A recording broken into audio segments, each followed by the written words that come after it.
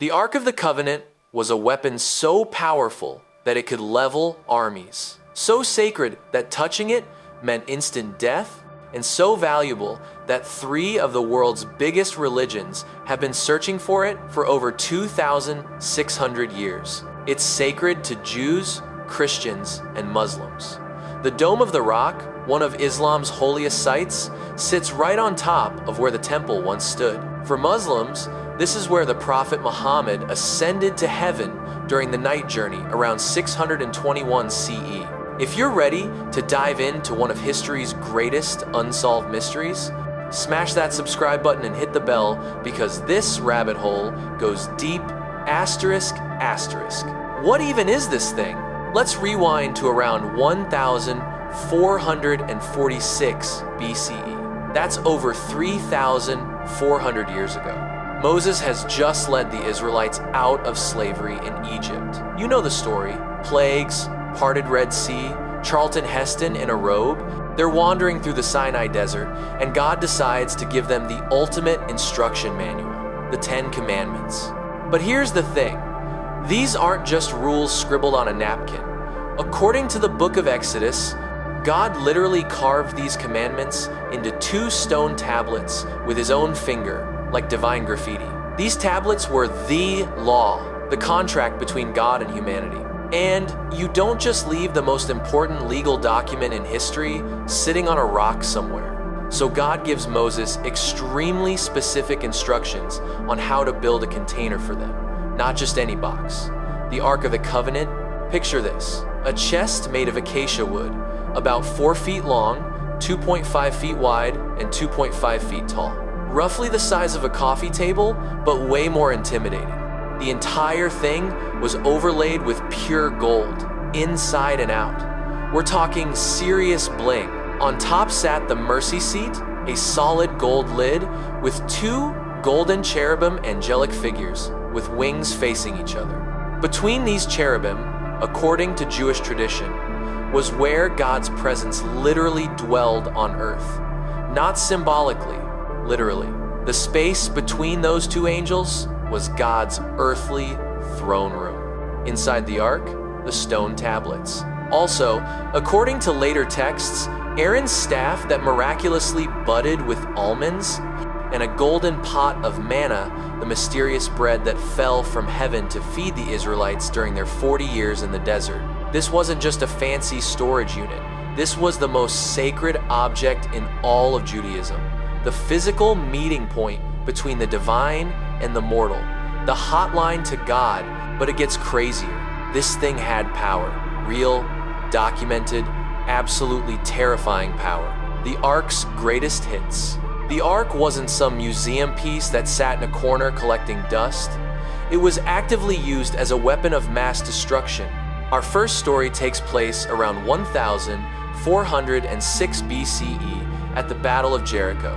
The Israelites march around the city walls for 7 days carrying the Ark. On the 7th day, they blow trumpets, shout, and the walls just collapse. Earthquake, divine intervention, acoustic resonance, doesn't matter. The Ark was there, and Jericho fell. But the most jaw-dropping story happens around 1141 BCE during a battle with the Philistines. The Israelites are getting absolutely destroyed, so they think, you know what? Let's bring our secret weapon. They haul the Ark of the Covenant onto the battlefield. The Philistines freak out because they've heard the stories. They know what this thing can do, but they fight anyway, and they win. They actually capture the Ark. Now, you'd think this would be a moment of celebration for the Philistines. They just stole God's throne. But what happens next is straight out of a horror movie. They take the Ark to the city of Ashdod and place it in the temple of their god, Dagon. The next morning, the statue of Dagon has fallen face down before the Ark. They prop it back up. The following morning, Dagon's head and hands have been severed, lying on the threshold of the temple. And then the plagues start. The people of Ashdod break out in tumors. Some translations say hemorrhoids. The city is also infested with rats. It's basically the bubonic plague. 2,000 years before the bubonic plague. The Philistines panic and move the ark to the city of Gath. Same thing happens. Tumors, rats, death. They move it again to Ekron. Same result. Everywhere the ark goes, devastation follows.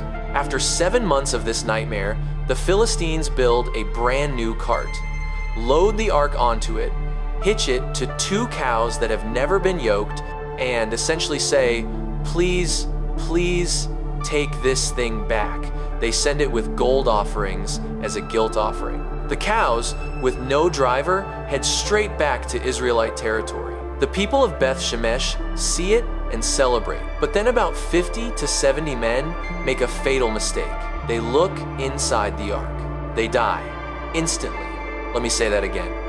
They opened the box and dropped dead. The ark wasn't just sacred. It was radioactive levels of holy, untouchable, lethal. The only people allowed to carry it were the Levites, a specific priestly tribe, and even they had to use poles threaded through rings on the sides. No one could touch the ark itself. When it was transported, it was covered with multiple layers of cloth, so no one could even see it. There's even a story about a guy named Uzzah who reached out to steady the ark when the cart carrying it stumbled. He was trying to help. He died on the spot. God doesn't do safety warnings. He does consequences. The Golden Age. Fast forward to around 1000 BCE. King David unites the tribes of Israel and establishes Jerusalem as the capital. He desperately wants to build a permanent home for the ark, but God tells him no. David's a warrior, a man of blood. The temple will be built by his son. That son is Solomon. And when Solomon becomes king around 970 BCE, he doesn't just build a temple. He builds the temple. The first temple in Jerusalem was one of the wonders of the ancient world. It took 7 years to construct, employed over 150,000 workers, and was dripping with gold. The interior walls were overlaid with pure gold. The floors were gold. The altar was gold. Even the nails were gold. And at the very heart of this temple, in a windowless chamber called the Holy of Holies, sat the Ark of the Covenant. Only one person on earth was allowed to enter this room, the high priest. And he could only do it once a year on Yom Kippur, the Day of Atonement. He'd wear a rope tied around his ankle just in case he died in there from doing something wrong, so they could drag his body out without anyone else having to enter. That's the level of fear we're talking about. For nearly 400 years, the Ark sat in that room. It was the center of Jewish worship, the heart of the covenant, the throne of God on earth. But here's where things take a dark turn: the vanishing. It's 587 BCE. The Babylonian Empire, under King Nebuchadnezzar II, has been besieging Jerusalem for 2 years. The city is starving. The walls are crumbling. And on the 9th of Av, on the Hebrew calendar, a date that will forever be cursed in Jewish history, the Babylonians break through. They torch the city, they slaughter thousands, they demolish the temple, stone by stone, gold by gold, and the Ark of the Covenant vanishes. Completely, utterly, without a trace. The Babylonians kept detailed records of everything they looted: gold cups, silver bowls, lampstands, ceremonial objects. They documented it all. The Ark isn't mentioned, not once. When the Jews returned from exile 70 years later and built the Second Temple, the Holy of Holies was empty. No Ark, just an empty room where God's throne used to be. So what happened to it? That's the question that's haunted historians, archaeologists, theologians, and treasure hunters for 2,611 years. And the theories? They're absolutely wild. Theory 1, it was destroyed. The simplest explanation. Maybe the Babylonians melted it down for the gold. It was worth a fortune. But here's the problem. The Ark wasn't just gold. It was the Ark, the most famous object in the region. Destroying it would have been a massive propaganda victory. They would have bragged about it, written it down. They didn't. Theory 2, it was hidden. There's an ancient Jewish text called 2 Maccabees, written around 100 BCE, that claims the prophet Jeremiah hid the ark in a cave on Mount Nebo, the same mountain where Moses died right before the Babylonian invasion. The text says the location was sealed and will remain hidden until God gathers his people together again. Romantic? Absolutely. True? We have no idea. Theory 3. It's in Ethiopia. This is where things get really interesting. The Ethiopian Orthodox Church claims they have the Ark right now in a chapel in the northern town of Axum. According to Ethiopian tradition, the Queen of Sheba visited King Solomon around 950 BCE, and they had a son named Menelik. When Menelik grew up, he visited his father in Jerusalem and either stole or was given the ark, which he brought back to Ethiopia. There's a designated guardian, a monk, who watches over it 24/7. He's the only person allowed to see it. Once he's chosen, he never leaves the chapel grounds, ever. He stays there until he dies, then another guardian is appointed. Journalists have tried to see it, scholars have asked. The answer is always no. Could Ethiopia really have the Ark? It's not impossible. Ethiopia has one of the oldest Christian communities in the world, dating back to the 4th century. And Jewish communities existed there even earlier, but without access, it's impossible to verify. Theory 4. It's under the Temple Mount. Some believe the Ark was hidden in secret tunnels beneath the Temple Mount in Jerusalem before the Babylonians arrived. The problem?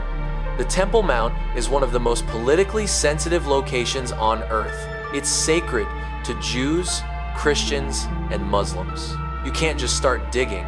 The Dome of the Rock, one of Islam's holiest sites, sits right on top of where the temple once stood. For Muslims, this is where the Prophet Muhammad ascended to heaven during the night journey, around 621 CE. Any archaeological excavation would trigger an international incident. So if the Ark is down there, it's staying down there. Theory 5. The Knights Templar found it. During the Crusades in the 12th century, the Knights Templar set up their headquarters on the Temple Mount. Some conspiracy theories suggest they excavated beneath the site and found the Ark, which they then smuggled back to Europe. Is it in a church in France? A castle in Scotland? Buried under Rosslyn Chapel? No one knows. But Templar legends are persistent. Why it matters to everyone. Here's what makes the Ark so fascinating. It's not just a Jewish artifact. It's woven into the fabric of all 3 Abrahamic religions. For Jews, the Ark represents the covenant with God, the foundation of their faith. Its loss is tied to the destruction of the First Temple, one of the most traumatic events in Jewish history. Finding the Ark would be a spiritual and national restoration. For Christians, the Ark is a symbol of God's presence and a foreshadowing of Jesus. In the New Testament, Mary, the mother of Jesus, is sometimes referred to as the new Ark of the Covenant because she carried the divine within her. The book of Revelation even mentions seeing the Ark in heaven, suggesting it has eternal significance. For Muslims, while the Ark isn't as central, it's mentioned in the Quran. In Surah Al-Baqarah, it's called the Tabut, and is described as containing tranquility from your Lord and a remnant of what the family of Moses and the family of Aaron left behind, carried by angels. Some Islamic scholars believe it will reappear before the end of times. 3 religions, 1 artifact, billions of believers. If the Ark were ever found and verified, it wouldn't just be an archaeological discovery. It would be a religious earthquake. It would raise questions that would shatter our understanding of history, faith, and the nature of the divine. And maybe that's why it's still hidden. So here we are, over 2,600 years later, and the greatest treasure in human history is still missing. Is it buried in a cave in Jordan, locked away in an Ethiopian chapel, hidden beneath Jerusalem, sitting in a European castle? Or was it destroyed millennia ago, lost to history forever? We may never know. But here's the thing, the search isn't over. New technologies like ground-penetrating radar are being developed, ancient texts are being re-examined. Somewhere out there, in a dusty archive or a forgotten tunnel, there might be a clue. And if the Ark really does exist, if it's sitting somewhere waiting to be found, what happens when someone opens it? Remember what happened to the Philistines. Remember Uzzah. Remember the men of Beth Shemesh. Maybe some treasures are meant to stay lost.